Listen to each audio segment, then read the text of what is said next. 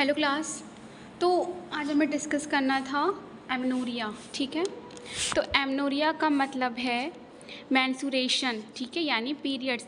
तो मेंस्ट्रुएशन का एब्सेंट होना या पीरियड्स ना आना। ठीक है, मतलब सिंपली कह सकते हैं कि जब किसी फीमेल को अनएक्सपेक्टेड टाइम पर पीरियड्स नहीं आते तो उस कंडीशन को एमनोरिया कहा जाता है। क्लियर? जैसे अगर किसी गर्ल या फिर वुमेन, ठीक है, अगर किसी गर्ल के पीरियड्स नॉर्मली हर मंथ आते हैं लेकिन सडनली पीरियड्स आना बंद हो जाए तो इसका रीज़न फाइंड करना ज़रूरी है। ठीक है, याद रखना कि प्रेगनेंसी में पीरियड्स का ना आना नॉर्मल फिजियोलॉजिकल चेंज हो सकता है, डिजीज़ ज़रूरी नहीं है। ठीक है, एमनोरिया के कॉज क्या क्या है? देखो, प्रेगनेंसी है, स्ट्रेस है, हार्मोनल इम्बैलेंस हो गया, माल न्यूट्रिशन है, थायराइड डिजीज़। ठीक है, तो ये सारे कॉज हैं, इसको हम एक एक करके समझते हैं अच्छे से। तो फर्स्ट क्या है आपका? प्रेगनेंसी, है ना। प्रेगनेंसी जो है, प्रेगनेंसी एमनोरिया का सबसे कॉमन फिजियोलॉजिकल कॉज है। ठीक है, प्रेगनेंसी क्या है? प्रेगनेंसी एमनोरिया का सबसे कॉमन फिजियोलॉजिकल कॉज है। ठीक है, तो प्रेगनेंसी होने के बाद, ठीक है, प्रेगनेंसी होने के बाद नॉर्मल चेंजेस यूट्रस की लिनिंग को मेंटेन करते हैं, इसीलिए नॉर्मल पेंसुलर ब्लीडिंग नहीं होती। ठीक है, जैसे मान लो किसी वुमेन के पीरियड्स नॉर्मली हर 28 से 30 दिन में आते हैं। ठीक है, तो इस मंथ पीरियड्स नहीं आए और सेक्सुअल एक्टिविटी हुई थी। ठीक है, याद रखना मैंने क्या बोला कि इस मंथ पीरियड्स नहीं आए और सेक्सुअल एक्टिविटी हुई थी, तो प्रेगनेंसी पॉसिबिलिटी को फर्स्ट कंसीडर किया जाता है। ठीक है, हाँ, प्रेगनेंसी टेस्ट से कंफर्म किया जा सकता है। ठीक है, याद रखना कि प्रेगनेंसी है तो क्या होगा? पीरियड्स स्टॉप हो जाएंगे। ठीक है, फिर सेकंड क्या है? स्ट्रेस।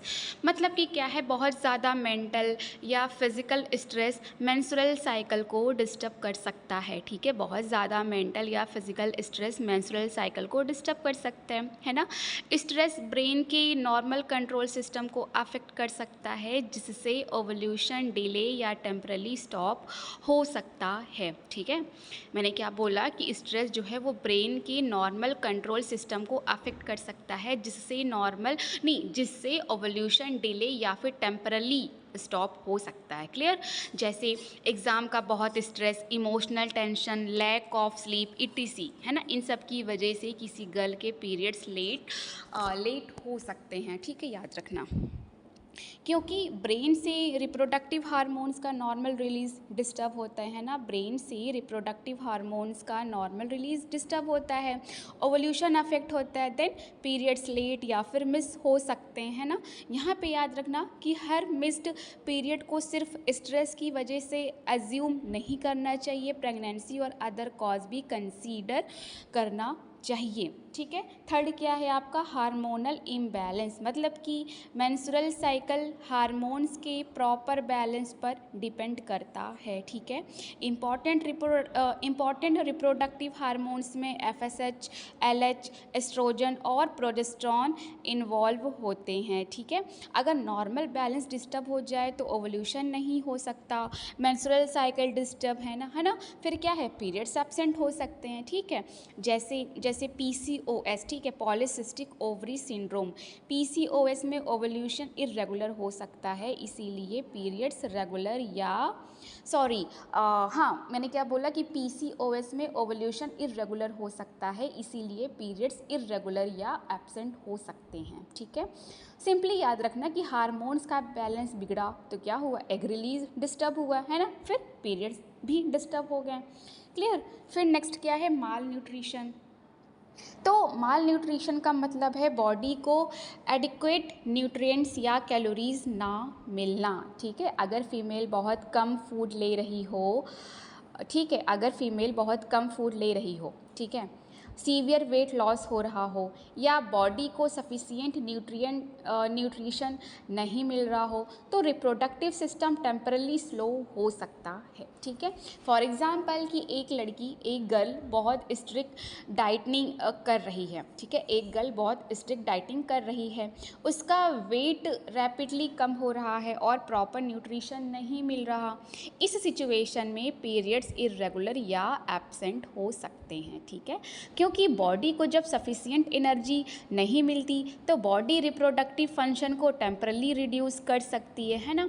तो सिंपली याद रखना कि पुअर न्यूट्रिशन है तो हार्मोनल डिस्टर्बेंस है, देन ओवल्यूशन अफेक्टेड होगा, फिर पीरियड्स में बी स्टॉप। ठीक है, नेक्स्ट क्या है आपका थायराइड डिजीज़। ओके, तो थायराइड जो है, थायराइड ग्लैंड बॉडी के मेटाबॉलिज्म के साथ साथ मेंस्ट्रुअल साइकिल को भी अफेक्ट कर सकती है। ठीक है, थायराइड हार्मोन बहुत कम या बहुत ज़्यादा होने पर मेंस्ट्रुअल साइकिल इर्रेगुलर हो सकता है ना। थायराइड हार्मोन बहुत कम या बहुत ज़्यादा होने पर मेंस्ट्रुअल साइकिल इर्रेगुलर हो सकता है। क्लियर, जैसे अगर किसी वुमेन को हाइपोथायरॉयडिज्म है, ठीक है, अगर किसी वुमेन को हाइपोथायरॉयडिज्म है तो उसके पीरियड्स इरेगुलर, हैवी या कभी कभी एब्सेंट हो सकते हैं, है ना, क्योंकि थायराइड हार्मोन्स रिप्रोडक्टिव हार्मोन्स की नॉर्मल फंक्शनिंग को इनडायरेक्टली अफेक्ट करते हैं, है ना। इसीलिए अनएक्सप्लेन्ड एमनोरिया में डॉक्टर थायराइड फंक्शन को भी इवॉल्युएट कर सकते हैं। क्लियर, एमनोरिया को फिर से एग्जाम्पल से मैं समझा रही हूँ, ठीक है, समझना। सपोज़ करो कि रिया, कोई नाम ले लो, रिया पिया जो भी, ठीक है, रिया के पीरियड्स नॉर्मली हर मंथ आते हैं, है ना। इस बार पीरियड्स नहीं हैं, पॉसिबल रीजंस हो सकते हैं जैसे कि प्रेगनेंसी, है ना, तो इसमें क्या करोगे, प्रेगनेंसी टेस्ट करोगे। अगर प्रेगनेंसी नहीं है तो डॉक्टर अदर कॉज इवॉल्युएट कर सकते हैं जैसे कि स्ट्रेस, है ना, या फिर हार्मोनल प्रॉब्लम, या फिर न्यूट्रिशन या वेट प्रॉब्लम, या फिर थायराइड प्रॉब्लम। यानी एमनोरिया खुद एक सिम्टम या कंडीशन है, इसका अंडरलाइंग कॉज फाइंड करना इम्पॉर्टेंट है। ठीक है, देखो मैंने यहाँ पे एमनोरिया के टाइप्स नहीं लिखे हैं, ठीक है, बट हाँ मैं एक्सप्लेन कर दे रही हूँ। तो एमनोरिया के जो है दो इंपॉर्टेंट टाइप्स होते हैं, पहला होता है प्राइमरी एमनोरिया एंड सेकंड होता है आपका सेकेंडरी एमनोरिया। ठीक है, तो प्राइमरी एमनोरिया में क्या होता है कि जब मेंस्ट्रुएशन एक्सपेक्टेड एज तक स्टार्ट ही ना हो उसे प्राइमरी एमनोरिया कहते हैं। जैसे एडोलसेंट गर्ल में प्यूबर्टी के एक्सपेक्टेड पीरियड के बाद भी पीरियड्स स्टार्ट नहीं हुए, ठीक है, ये मैंने बताया प्राइमरी। सेकेंडरी एमनोरिया में क्या है कि जब पीरियड्स पहले नॉर्मली आ रहे थे लेकिन बाद में कुछ टाइम के लिए बंद हो जाएं, है ना, जैसे पहले पीरियड्स रेगुलर थे तो अब क्या हुआ, अब कई साइकिल से पीरियड्स नहीं आए, है ना। प्रेगनेंसी सेकेंडरी एमनोरिया का कॉमन फिजियोलॉजिकल कॉज है, याद रखना, ठीक है। तो एमनोरिया का मतलब क्या है, पीरियड्स एब्सेंट या फिर नहीं आना, ठीक है। नेक्स्ट है आपका लिकोरिया यानी white vaginal discharge.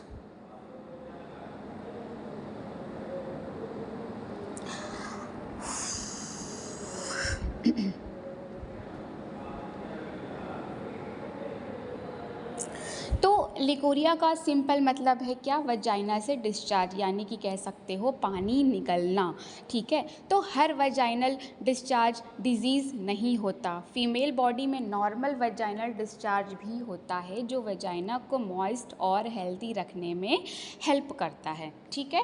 Normal discharge देखो क्या क्या है, इसमें लिखा है थिन है, वाइट है, ठीक है, नो स्मेल है और नो ईचिंग हो गया, ठीक।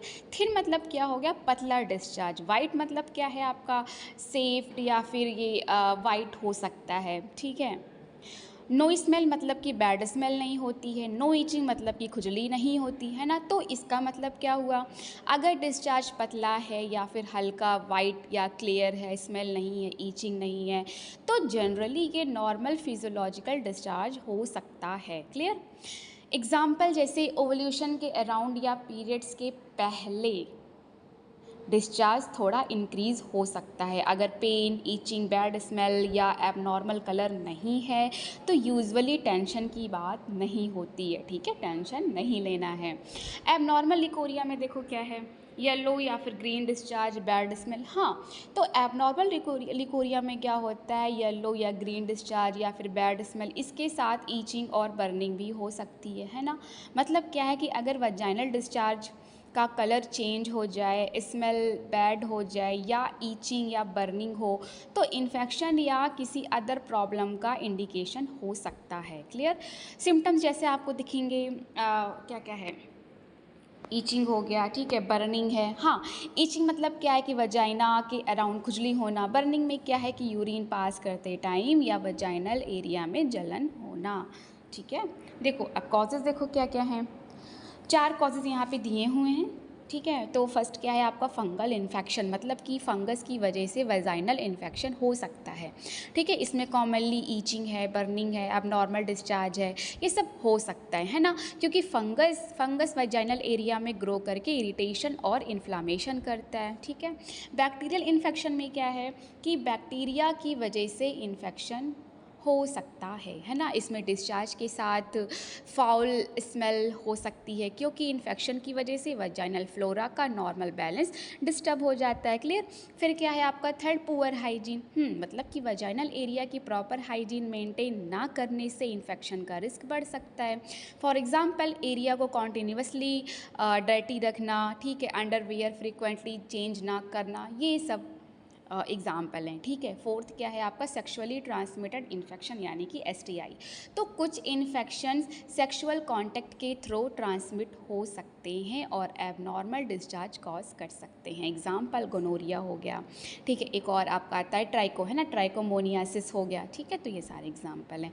तो याद रखना कि हर वाइट डिस्चार्ज को डिजीज़ नहीं बोलना चाहिए, है ना। नॉर्मल डिस्चार्ज और एबनॉर्मल डिस्चार्ज को डिफ्रेंशिएट करना इंपॉर्टेंट है। ठीक है, नॉर्मल में क्या मैंने बताया, थिन होगा या वाइट या क्लियर है, नो स्मेल है, नो ईचिंग है, तो ये नॉर्मल है। एबनॉर्मल में क्या मैंने बताया, कलर चेंज होगा, ठीक है, बैड स्मेल आएगी, ईचिंग होगा या फिर बर्निंग होगा, प्लस क्या है पेन भी होगा। क्लियर। नेक्स्ट है आपका PID, pelvic inflammatory disease.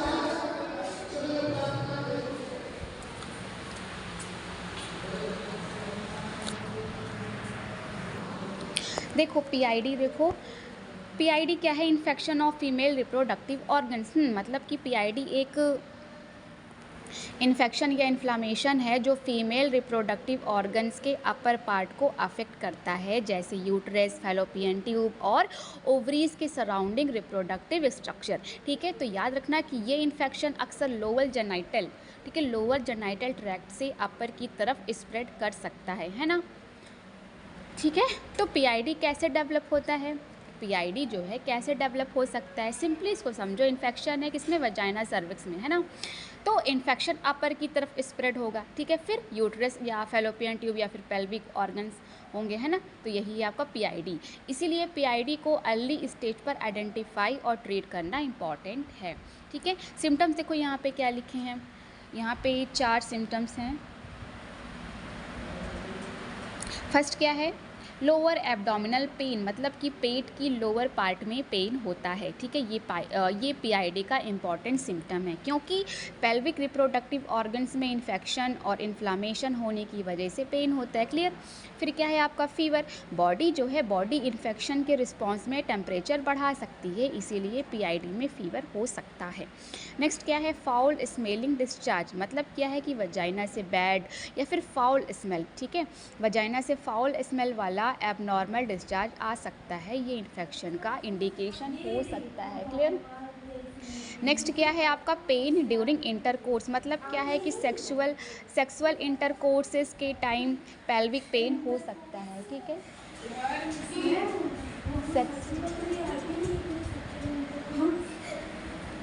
Sexual intercourse के टाइम पेल्विक पेन हो सकता है। ठीक है, जिसको बोलते हो आप लोग डिस्पैरियूनिया, स्पेलिंग है DYSPAREUNIA। ठीक है, क्योंकि पेल्विक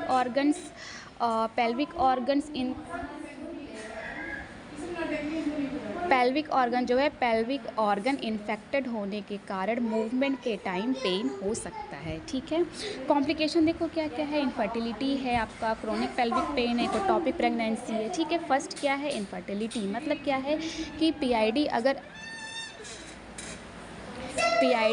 अगर अनट्रीटेड रहे तो फैलोपियन ट्यूब में इन्फ्लामेशन हो सकता है या फिर स्कारिंग हो सकती है। ठीक है, फैलोपियन ट्यूब एग और स्पर्म के फर्टिलाइजेशन के प्रोसेस में इंपॉर्टेंट रोल प्ले करती है ना। अगर ट्यूब डैमेज या फिर ब्लॉक हो जाए तो प्रेगनेंसी कंसीव करने में डिफ़िकल्टी हो सकती है। ठीक है, नेक्स्ट क्या है आपका क्रोनिक पेल्विक पेन। मतलब क्या है कि इन्फेक्शन के बाद पेल्विक एरिया में लॉन्ग टर्म पेन डेवलप हो सकता है ना। इन्फेक्शन के बाद पेल्विक एरिया में लॉन्ग टर्म पेन डेवलप हो सकता है, इसको क्रोनिक पेल्विक पेन कहते हैं। ठीक, क्रोनिक मतलब याद रखना लॉन्ग लास्टिंग। ठीक है, नेक्स्ट क्या है इकोटॉपिक प्रेगनेंसी। मतलब क्या है कि पीआईडी के बाद फैलोपियन ट्यूब डैमेज हो सकती है ना। पीआईडी के बाद क्या है फैलोपियन ट्यूब डैमेज हो सकती है। अगर फर्टिलाइज्ड एक नॉर्मल वे से यूट्रस तक नहीं पहुंच पाता और फैलोपियन ट्यूब में इम्प्लांट हो जाता है तो इसे इकोटॉपिक प्रेगनेंसी कहते हैं। ठीक, ये क्या है, ये सीरियस कंडीशन है और तुरंत और अर्जेंट क्या है, तुरंत मेडिकल केयर की ज़रूरत होती है। ठीक है, तो याद रखना डिस्मेनोरिया मतलब क्या है, पीरियड्स में सीवियर पेन। मेनोर्जिया मतलब क्या हो गया, पीरियड्स में एक्सेसिव या फिर हैवी ब्लीडिंग। लिकोरिया मतलब क्या है, एबनॉर्मल वजाइनल डिस्चार्ज। पीआईडी मतलब क्या मैंने बताया, पीआईडी में क्या प्रॉब्लम होगा, फीमेल रिप्रोडक्टिव ऑर्गन्स का इन्फेक्शन या फिर इन्फ्लामेशन। तो ये सारे मैंने प्रॉब्लम 1 लाइन में बताए हैं, याद रखना। ठीक है, तो यहाँ पे क्वेश्चन ये बनता है कि एबनॉर्मल लिकोरिया का कॉमन फीचर क्या है, तो आप बताओगे येलो या फिर ग्रीन डिस्चार्ज, फाउल स्मेल हो गया, ईचिंग एंड बर्निंग। ठीक है, सो नेक्स्ट है आपका ovarian cyst.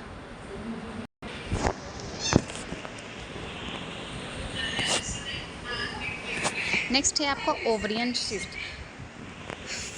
Fluid filled sac in the ovary. ठीक है, मतलब क्या है कि ओवरियन सिस्ट ओवरी के अंदर या उसके सरफेस पर बनने वाली क्या होती है, सैक होती है। ठीक है, बनने वाली एक थैली होती है। ठीक है, ओवरियन सिस्ट ओवरी के अंदर या उसके सरफेस पर बनने वाली एक थैली होती है, सैक होती है, जिसमें क्या है, जिसमें यूजुअली फ्लूइड या फिर पानी भरा होता है। ठीक है, पहले आप ओवरी समझो। ओवरी क्या है कि फीमेल रिप्रोडक्टिव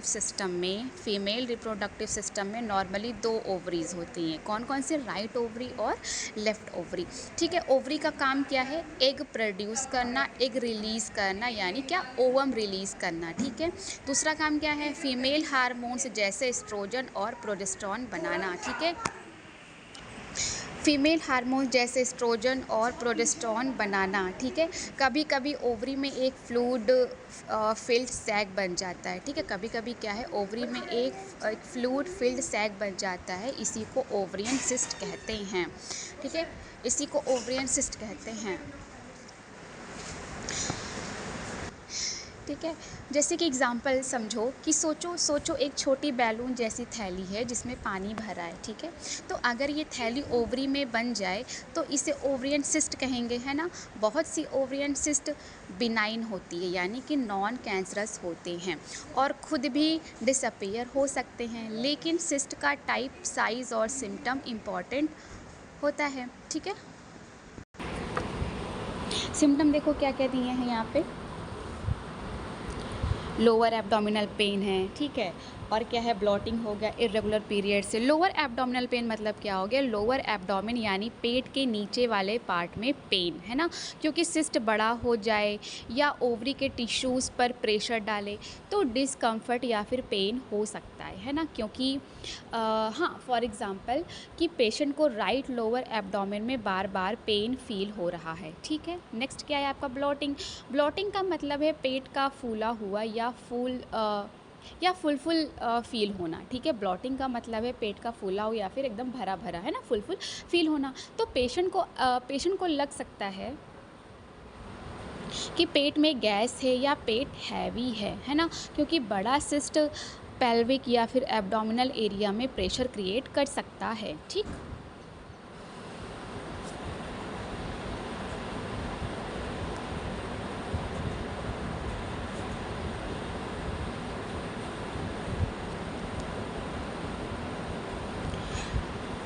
ओके। नेक्स्ट क्या है आपका इरेगुलर पीरियड्स। मतलब पीरियड्स जो है लेट हो सकते हैं, अर्ली आ सकते हैं, इरेगुलर हो सकते हैं ना, क्योंकि कुछ ओवरियन सिस्ट हार्मोन्स और ओवल्यूशन को अफेक्ट कर सकते हैं। ठीक है, याद रखना कि हर ओवरियन सिस्ट से इरेगुलर पीरियड ज़रूरी नहीं होते हैं। ठीक है, ट्रीटमेंट देखो क्या है, ऑब्जर्वेशन है, मेडिसिन्स है, सर्जरी इफ़ लार्ज। हाँ, ऑब्जर्वेशन मतलब क्या है, अगर सिस्ट स्मॉल है और सिम्टम्स नहीं हैं तो डॉक्टर सिर्फ ऑब्जर्वेशन कर सकते हैं, ठीक है। इसका मतलब है कि सिस्ट को इमीडिएटली रिमूव नहीं करते, टाइम टू टाइम चेक करते हैं, है ना। यूजुअली फॉलो अप एग्जामिनेशन या अल्ट्रासाउंड की एडवाइस दी जा सकती है, ठीक है। जैसे जैसे स्मॉल सिस्ट मिला, पेशेंट को कोई मेजर प्रॉब्लम नहीं है तो डॉक्टर कुछ टाइम बाद रिपीट अल्ट्रासाउंड सजेस्ट कर सकते हैं। नेक्स्ट क्या है आपका मेडिसिन्स, मतलब क्या है, कुछ केसेस में डॉक्टर्स मेडिसिन दे सकते हैं, ठीक है। कुछ केसेस में क्या है, डॉक्टर मेडिसिन दे सकते हैं डिपेंडिंग ऑन सिस्ट के टाइप और सिम्टम्स पे। मेडिसिन का पर्पज़ सिम्टम्स या फिर कंट्रोल या अंडरलाइंग हार्मोनल प्रॉब्लम को मैनेज करना हो सकता है। यहाँ पे याद रखना कि हर ओवरियन सिस्ट मेडिसिन से डिसॉल्व नहीं होता। ट्रीटमेंट सिस्ट का कॉज, साइज़, अपीयरेंस और सिम्टम पर डिपेंड करता है, ठीक है। नेक्स्ट क्या है, सर्जरी इफ़ लार्ज। अगर सिस्ट बहुत लार्ज हो, परसिस्टेंट हो, सस्पिशियस अपीयरेंस हो या फिर सीवियर सिम्टम दे रहा हो या कॉम्प्लिकेशन का रिस्क हो तो डॉक्टर सर्जरी कंसीडर कर सकते हैं, ठीक है। एग्जाम्पल जैसे सिस्ट कॉन्टिन्यूसली बड़ा हो रहा है और पेशेंट को सिग्निफिकेंट पेन हो रहा है तो गायनकोलॉजिस्ट फर्दर इवोल्यूशन करके सर्जरी रिकमेंड कर सकते हैं। क्लियर।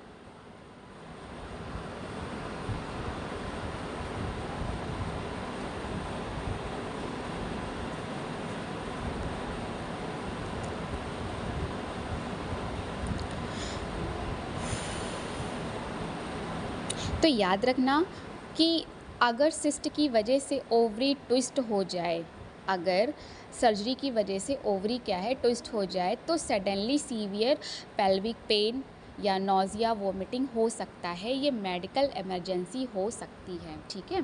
सिमिलरली अगर सिस्ट रप्चर हो जाए और सीवियर पेन या ब्लीडिंग हो तो अर्जेंट मेडिकल इवोल्यूशन की ज़रूरत हो सकती है ना, याद रखिएगा। आज की क्लास में हमने डिस्कस किया क्या क्या, एमनोरिया है, लिकोरिया हो गया, पेल्विक इन्फ्लामेटरी डिजीज़ हैं आपके, ओवरियन सिस्ट हो गए, ठीक है। नेक्स्ट हम डिस्कस करेंगे यूटेराइन फाइब्रॉइड, सर्वाइकल कैंसर, ठीक है। हाँ चलिए, ओके क्लास आज यहीं तक रखते हैं। नेक्स्ट हम डिस्कस करेंगे यूटेराइन फाइब्रॉइड्स।